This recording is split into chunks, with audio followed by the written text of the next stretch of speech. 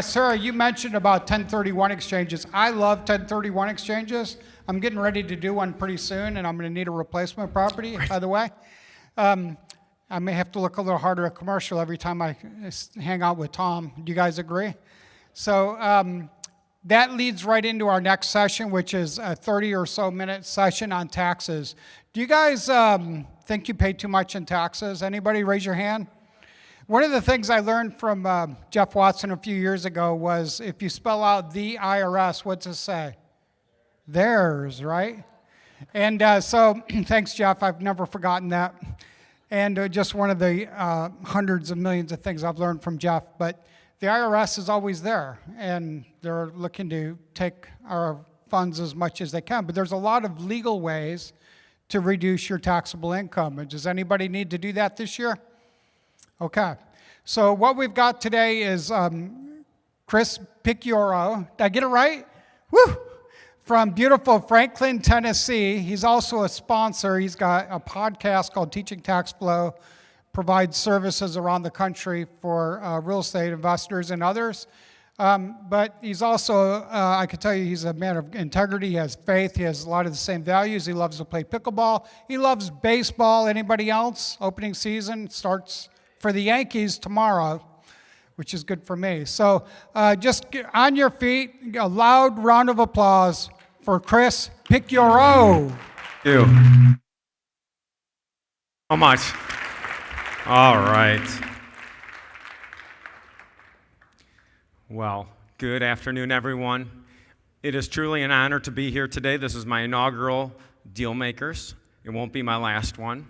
And again, I know the sacrifice everyone makes to get here via plane, train, automobile, kissing babies goodbye, staying away from work and loved ones for a couple days, but it is definitely worth it. And so I appreciate you. It's an honor to be here.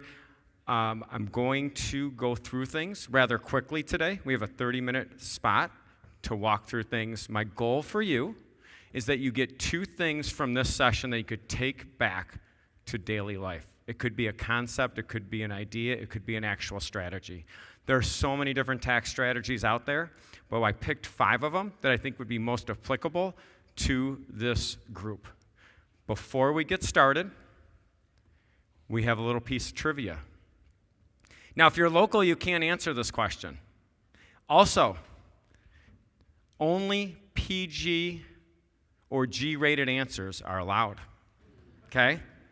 Why is this area called Short Pump? I personally had a buddy with that nickname, but again, we're keeping things. Well, no one knows the answer. Oh, I was going to buy you a Starbucks or a drink after. That's all right. We're cheap. We're accountants. We don't buy things for people.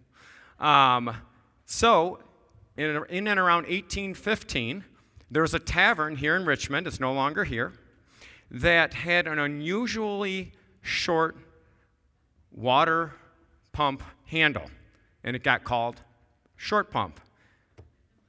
Thomas Jefferson and Stonewall Jackson visited this tavern, and probably a lot of other taverns. And I think that's what it looked like, in my opinion. So that's why it's Short Pump, but that has nothing to do with taxes. So let's get down to business here, all right? Just a little fun fact.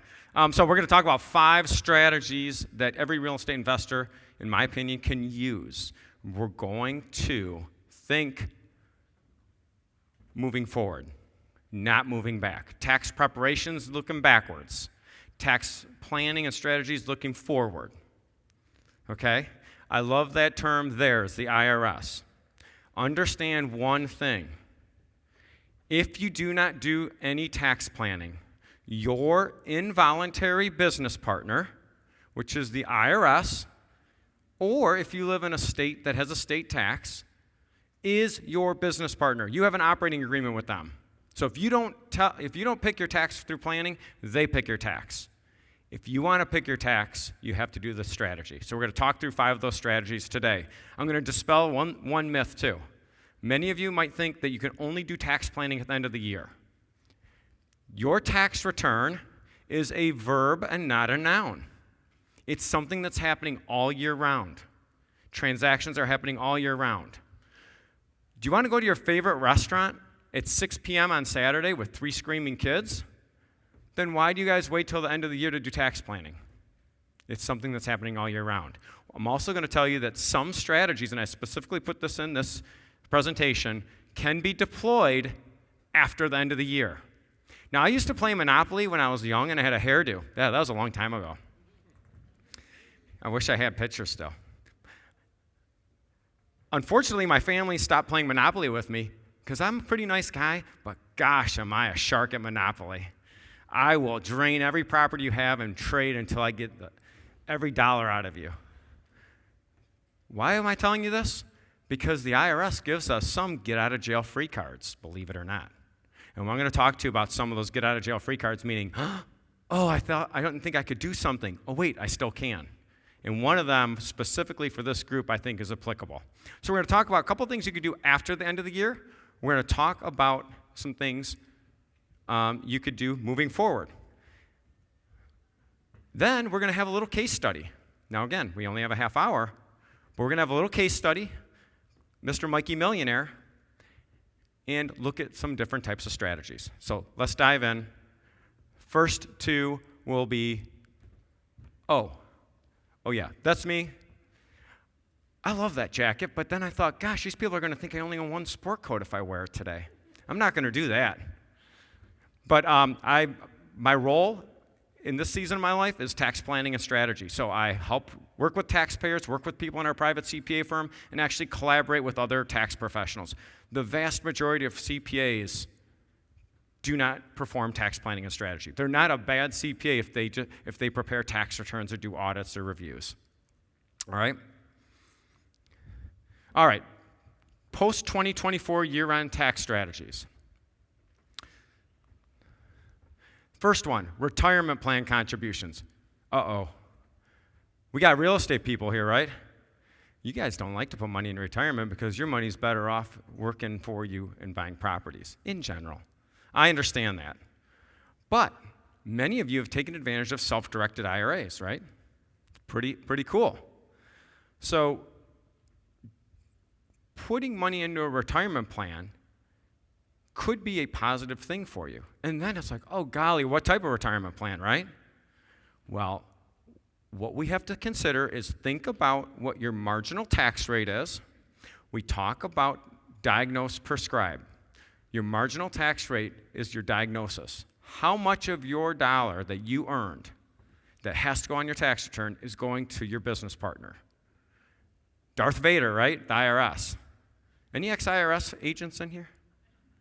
Okay. Hopefully they're not watching. That's okay.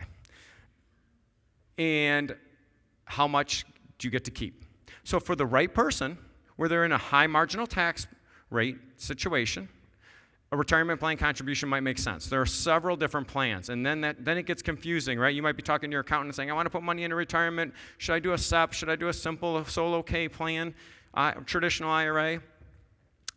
The answer to that question is situationally dependent on you. So when working with someone, we have to think, okay, how much do you want to contribute to retirement plans? And we build the plan based on that. All right, so these are the common retirement plans. Secure 2.0, change things. It's another get-out-of-jail-free card, right? The Secure Act of 2019 changed things in the retirement game, but 2.0 said, guess what? If you want to start a solo 401k plan and it's your first year, you don't have to have that plan established before the end of the year. Just a quick show of hands. Does anyone, when I say the word tax extension, does that scare anyone? This is my favorite crowd ever. I can't tell you how many times I've had to explain that tax extensions are an amazing tax planning tool because it gives you more time to implement, right? So if you are sitting there thinking, gosh, I should have set up a solo 401k plan, I want to put a lot of money into it, take that off my tax return from 2024, file your extension, and you get more time now under the Secure 2.0 Act. All right? I've spoken with a few people today about cost segregation studies, okay? Who's had cost segregation studies performed? Good, good. So what a cost segregation study is doing is I'm going to try to keep this 30,000-foot view. And if you have further questions, come and see us. We're in the corner. We're by the food. In the exit. So you know what? If I see anyone walking by our table right after this, I know I did a really bad job. But so a cost segregation study allows us to take the personal property portion, that's a tongue twister, right, of your real estate that you would have to deduct using depreciation over 27 and a half years, residential, 39 years commercial, and we're allowed to reclassify it as personal property. When you reclassify it as personal property, it's eligible for this magic thing called bonus depreciation. That's pretty cool. And that bonus depreciation allows you to deduct a good portion of the real estate purchase year one or up front. Ooh, but guess what? We've got a little surprise for you coming up on that. All right? Now, the year the asset's placed into service dictates what our bonus depreciation percentage is. So 2025, we're at 40% right now. The good old days, we were at 100%. We thought maybe we might go back to 100% last year because the HR 7024 bill was floating around, but no one wanted to play nice down the street in D.C. So let's see what happens. We might have bonus depreciation back to 100% in 2025. My personal belief is it's going to happen, but guess what? If I had a crystal ball, I'd probably go to Vegas and wager on the tournament. But the cost segregation study allows you to front load that depreciation deduction. Okay, that's what it's allowing you to do. All right? So when does that make sense? When you have a lot of taxable income in a given year. That's when you do the cost segregation study. This one's easier than the short pump question, okay? Are we required to do the cost segregation study the first year the asset is purchased? Gosh, Jim is right. This is one of the smarter groups. The group I had last week are just idiots. I'm not going to tell you where I was. So, yeah, you're right. You don't have to do it the first year. So, what can we do? I see this all the time when we review prior year tax returns. This is my get out of jail free card. This is one of the things I want you to take home. I was talking to a couple people about this morning. If you have a property you placed into service, and let's say in 2022, and you've been taking straight line depreciation, in 2024, you had a great year, and you're looking for deductions, a cost segregation study might make a lot of sense. We can go back, get out of jail free card, pretend we did it in 2022, and take the deduction in 2024. Okay?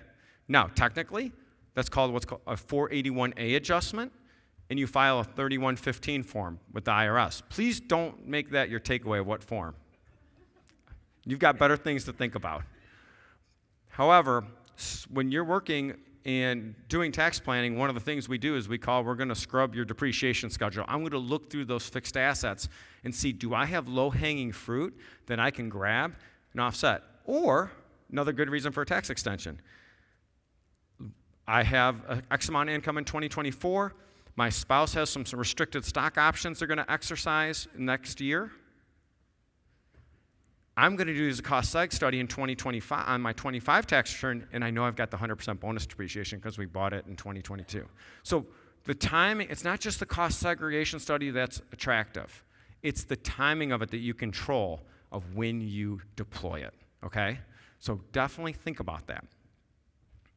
Also very popular for people that own short-term rental properties. I know the short-term rental properties are, not flying off the shelf like they used to, but it still could be a good strategy. So it comes down to when the property was placed into service.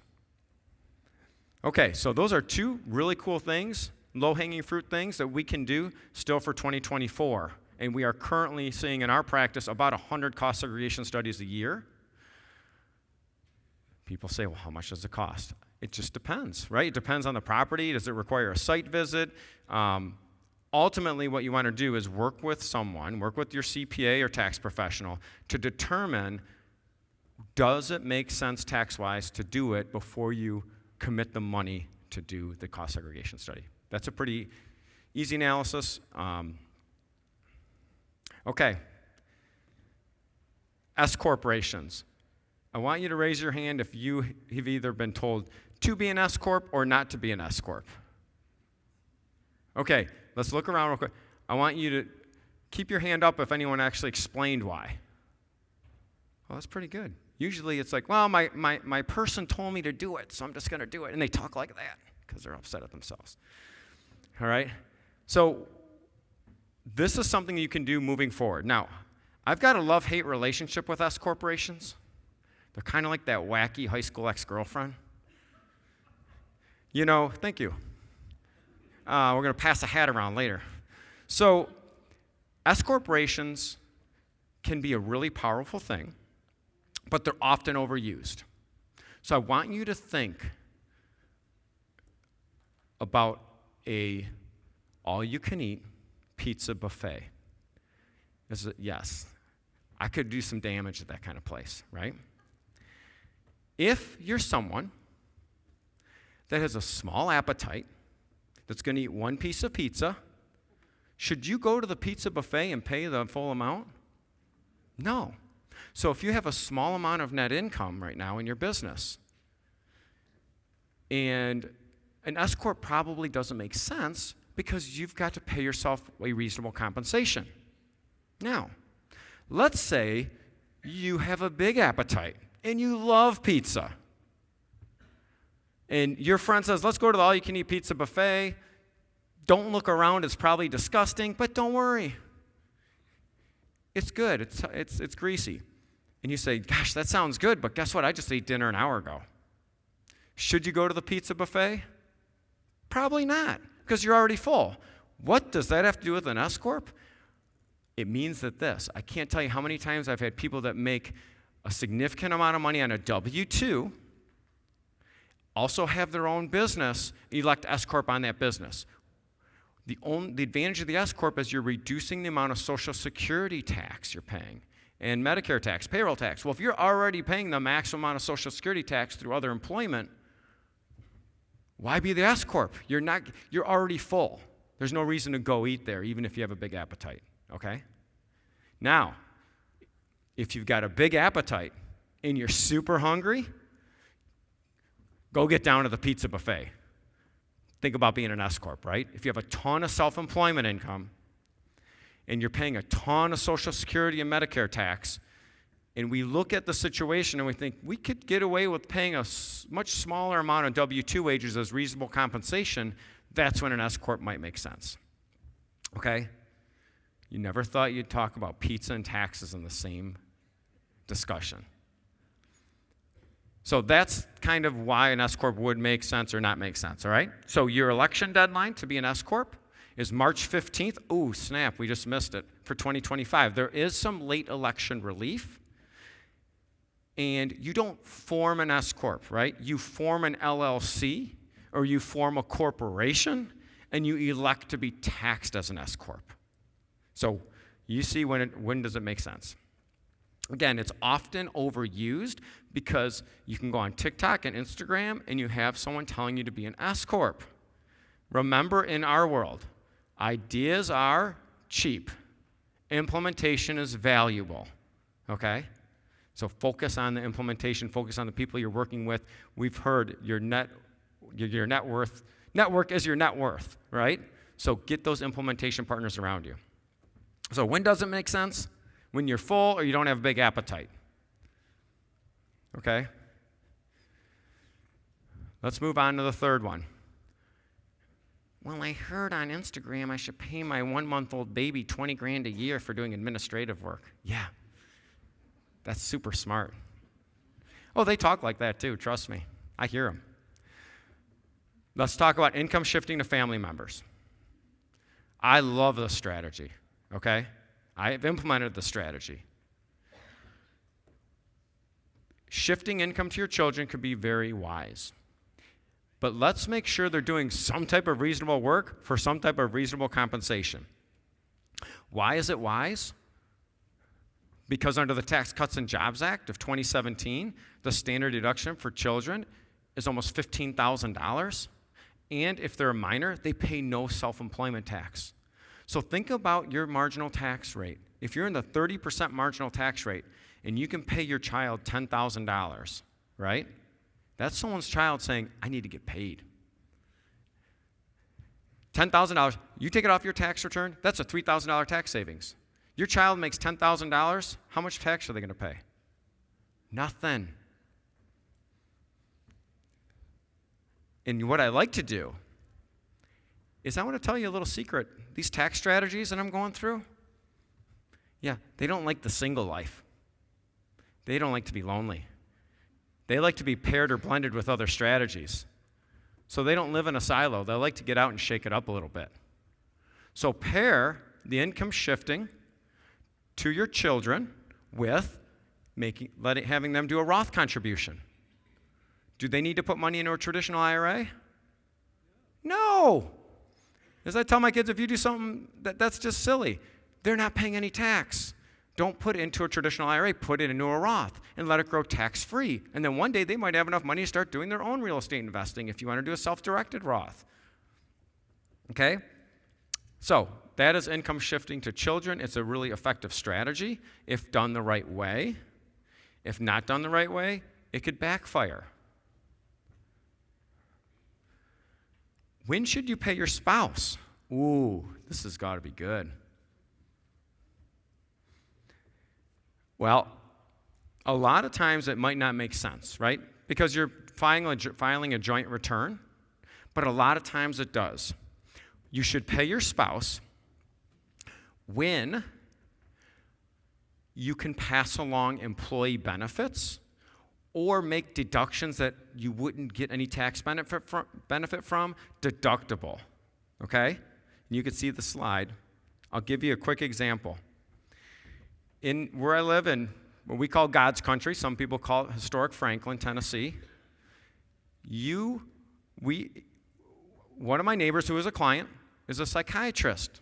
This guy scares the crap out of me. I don't like talking to this guy.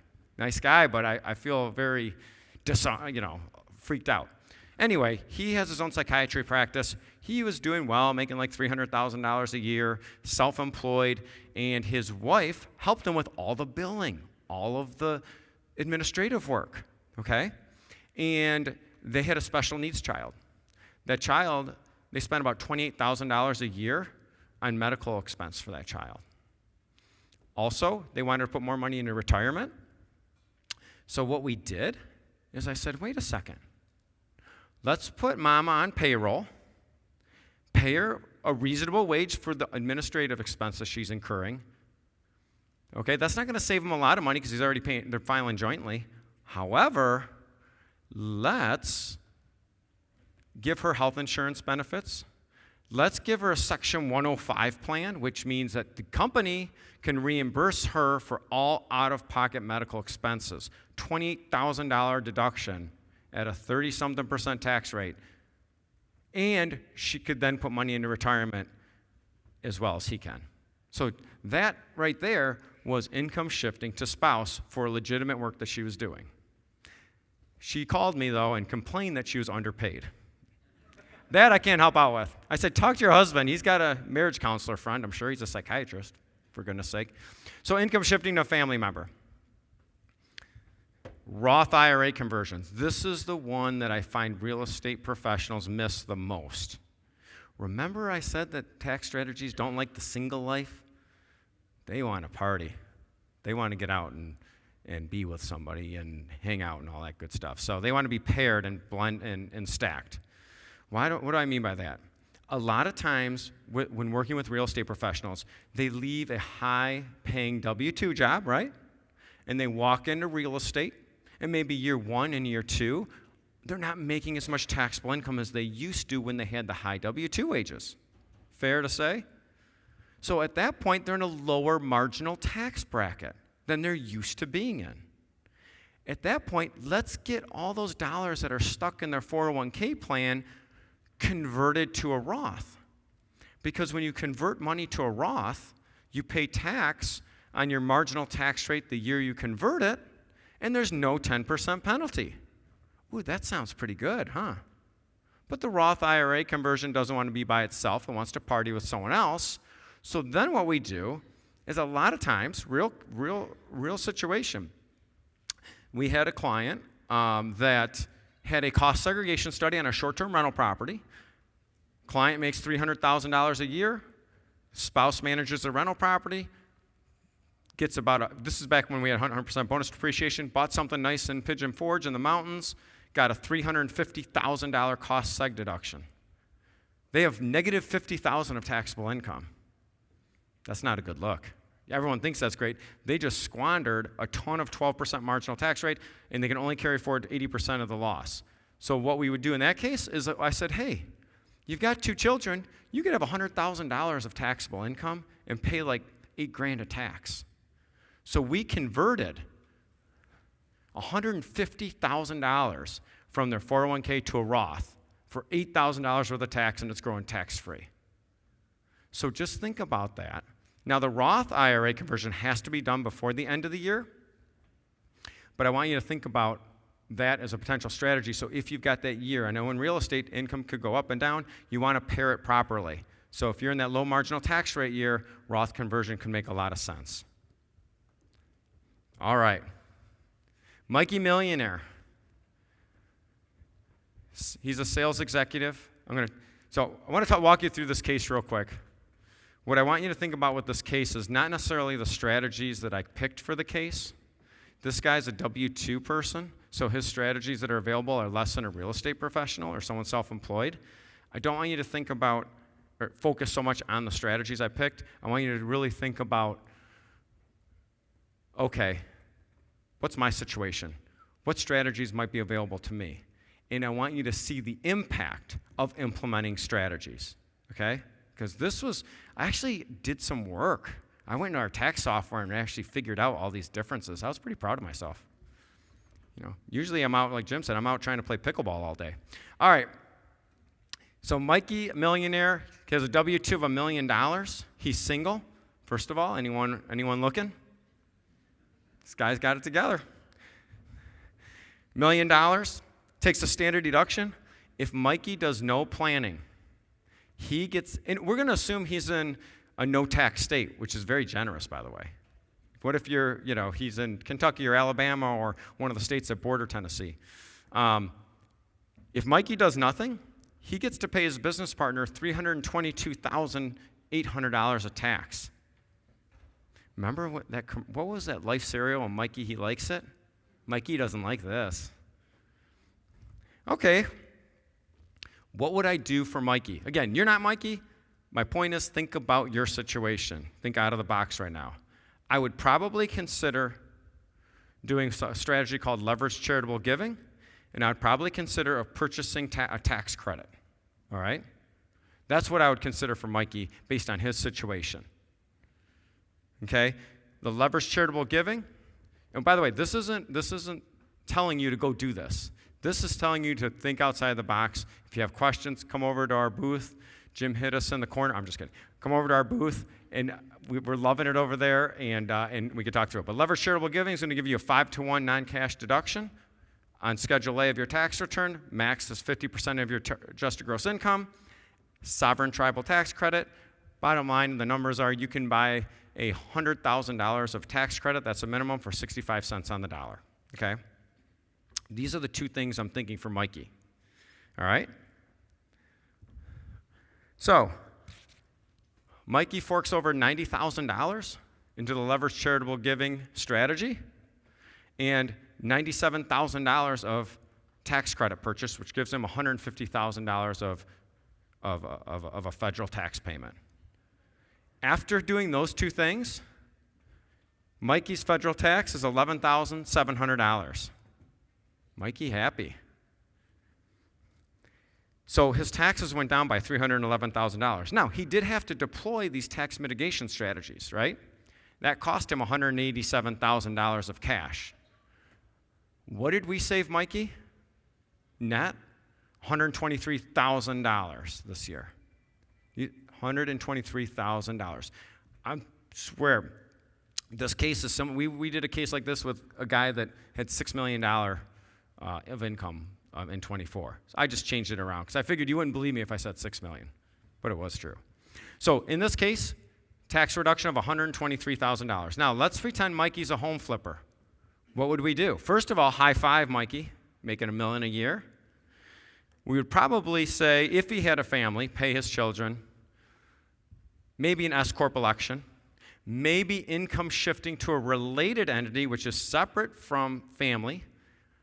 That's called 831B strategy, it's called a private reinsurance strategy. And hopefully Mikey bought some property and needed a cost seg study. So these are just some of the things that we're thinking about when we're doing case studies. Now, I know I threw a lot at you. Oh, I'm coming in on time. That's pretty good. Here's what I would like you to do. Think about one or two things that we talked about here. I want you to go to your CPA or tax professional with some of these thoughts, okay? If you don't have that type of relationship right now, we're happy to talk through it with you here. All you have to do is submit this inquiry. I'm not a salesy person. I really want people to legally and ethically reduce the tax you pay in your lifetime. I'd rather the money go through our economic system than to the government. So, again, I know we don't have time for questions, but we will be here. Oh, okay. We'll take a couple. Oh, thanks. Hey, Michelle, how are you? All right, who's got a question, follow-up question? Did that session resonate with you guys? Hands up, anyone? Okay, good. How you doing? I'm Steve. Question on the kids. How old can the kids be before you cannot use that? Yep, they have to be minors. Thank you. So if you are self-employed or own a single-member LLC, which is a disregarded entity, if you are a Schedule C filer and the kids are minors, they're excluded from all of the payroll taxes. Chris, how about if you pay your kids, then they have some taxable income? Could they get a Roth IRA at a young age? Absolutely. As long as they have earned income, that's what we love. Isn't that We a love great pairing session? that. We love pairing. Remember that these strategies don't like to be single. You'll probably see them at the lounge later tonight. They want to be paired and They're not stacked with single other and looking to mingle. So imagine if you have a 10-year-old and you put them to work in your business, like I used to do with my kids, like Carissa over there. Hey, Carissa, wave. Used to do my postcards and my direct mail and stuff. If I had paid her, she would have had income. If I had done this right, she could have had a Roth in junior high school. Yeah, why don't you think, does everyone know the rule of 72? Yes. Yeah, so think about favorite that when rule. you're putting money away for a minor and how many times it's going to double by the time they're. Now, if you've got a boy, don't tell him because you're going to end up with a Corvette when he's 18. Oh, yeah.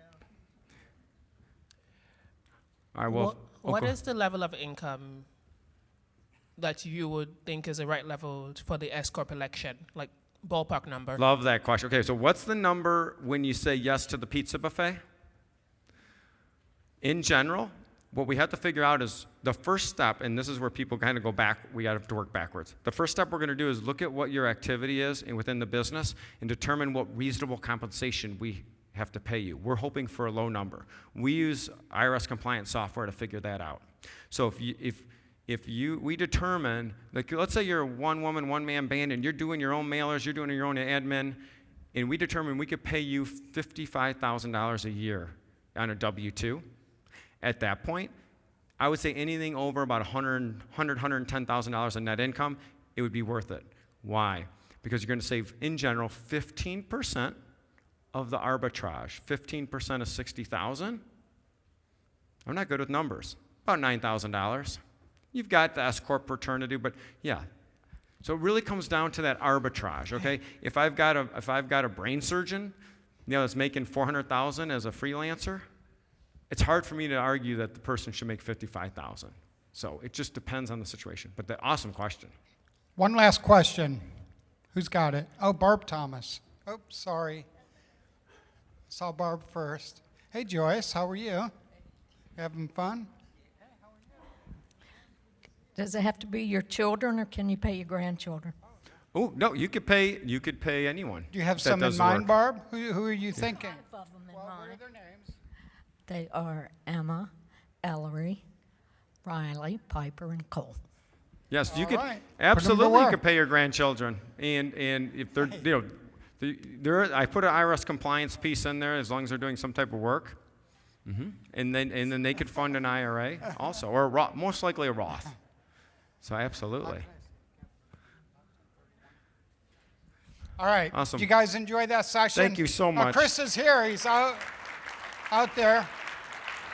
And you've got, what else? You've got your podcast, Chris? I mean, what else you got here? I'm sorry. You have a podcast? Yes, it's called Teaching Tax Flow, and we talk about a lot of these topics. So appreciate it. Okay, thanks Thanks, again. Jim. Appreciate it.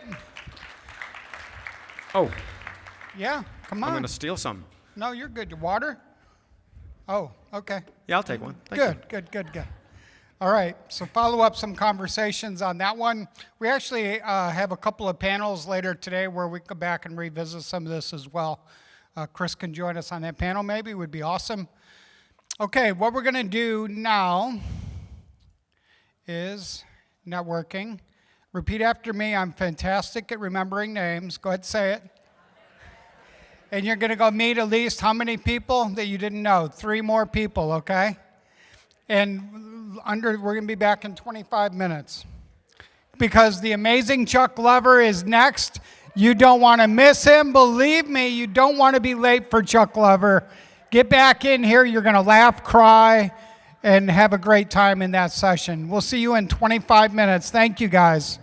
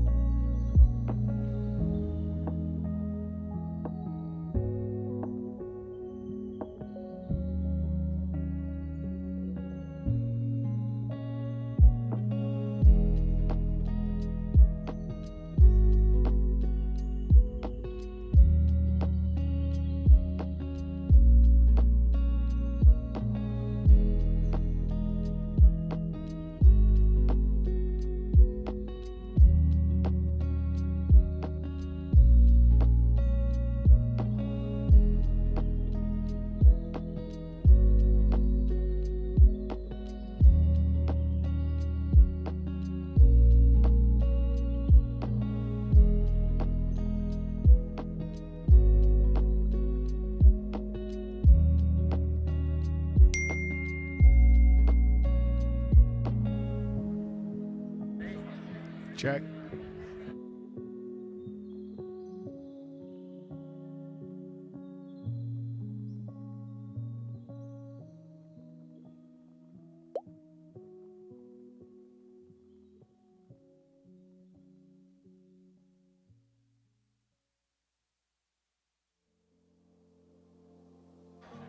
Check.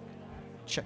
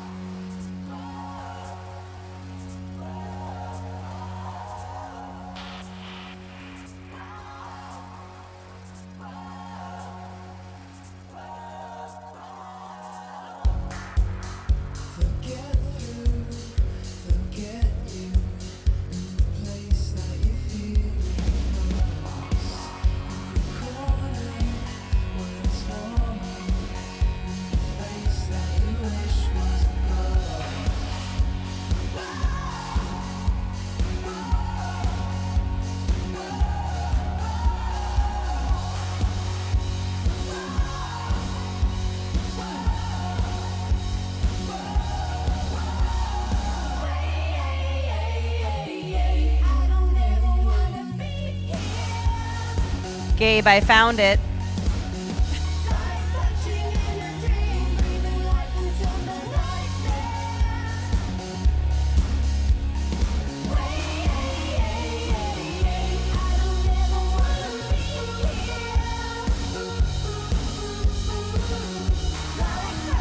Oh, we have a couple things we found. One is this bracelet, and then there's a phone in the back too, somebody's cell phone. Oh, that's been placed. Oh, I once was lost, but now I'm found. All right.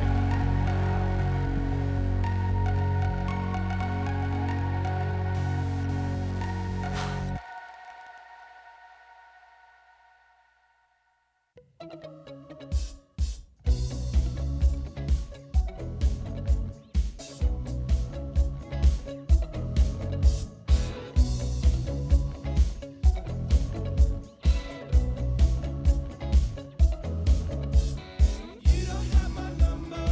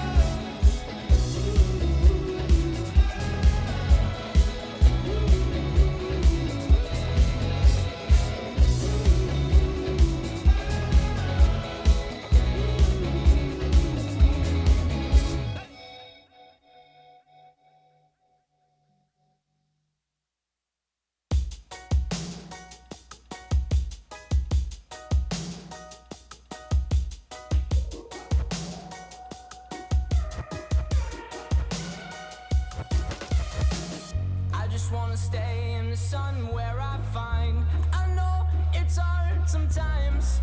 Pieces of peace in the sun's peace of mind. I know it's hard sometimes. Yeah, I think about the end just way too much.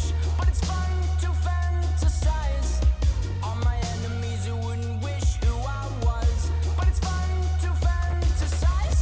Oh, oh, oh, oh, oh, oh, I'm falling, so I'm taking my time on my ride.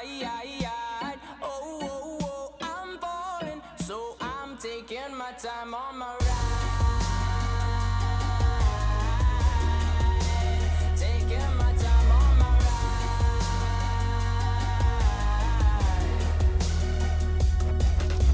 I die for you, that's easy to say. We have a list of people that we would take. A bullet for them, a bullet for you, a bullet for everybody in this room. But they don't seem to see many bullets coming through. See many bullets coming through. Metaphorically, I'm the man, but literally, I don't know what I do. I'd live for you, and that's hard to do. Even harder to say when you know it's not true. Even harder to write when you know that tonight there were people back home who tried talking to you, but then you ignored them still. All these questions, they're falling like, who would you live for? Who would you die for? And would you ever kill? Oh, oh, oh, oh, oh, oh, I'm falling, so I'm taking my time on my ride. Oh, oh, oh, I'm falling, so I'm taking my time on my ride. Taking my time on my ride.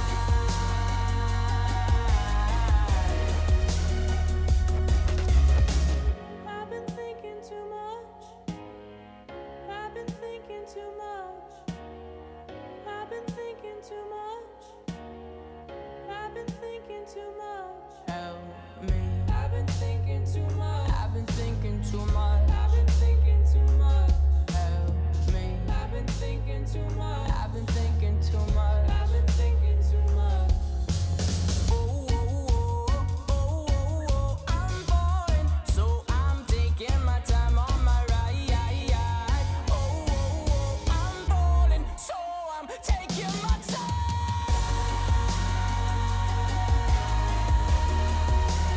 Taking my time on my ride. Oh, oh, oh, oh, yeah. Oh, I'm falling, so I'm taking my time on my ride. Oh, I'm falling, so I'm taking my time on my. I've been thinking too much. Help me. I've been thinking too much. Help me. I've been thinking too much. I've been thinking too much. I've been thinking too much. Help me. I've been thinking too much. I've been thinking too much. I've been thinking too much. Help me.